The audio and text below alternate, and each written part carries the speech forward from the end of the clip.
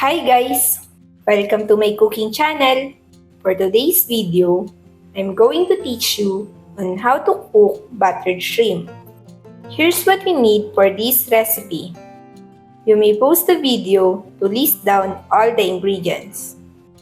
First thing we need to do is to remove unwanted parts of the shrimp.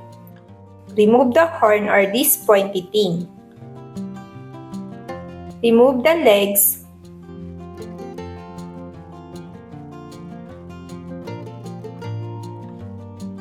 Remove the antenna.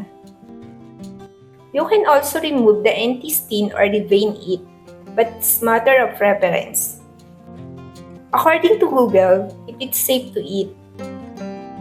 After removing unwanted parts, wash shrimp. Then set it aside first.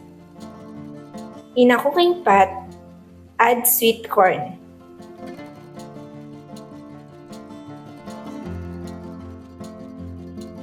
Add enough water until corn is submerged.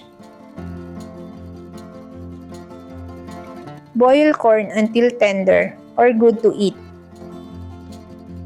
After boiling the corn, set it aside first.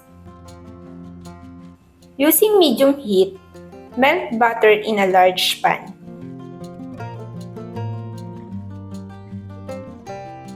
Once butter is melted, add minced garlic.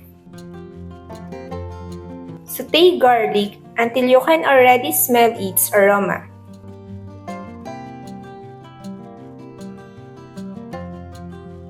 Add tomato paste.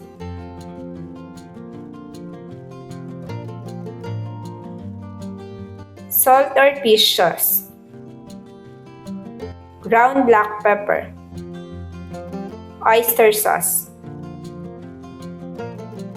And Sprite soda.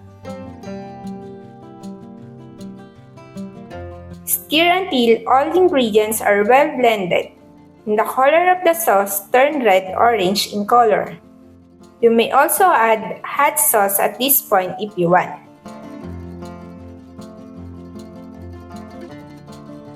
Once the sauce turns red-orange in color, cover and simmer for about 5 minutes or until the sauce thickens.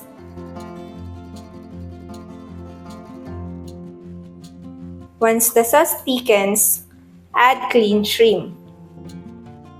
Spread the shrimp evenly in the pan. Add boiled sweet corn.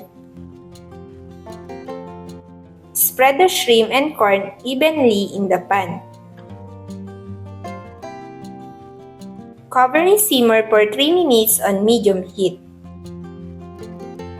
After 3 minutes, your buttered shrimp is ready to be served. Thanks for watching guys. Please like and subscribe for more cooking videos. Bye!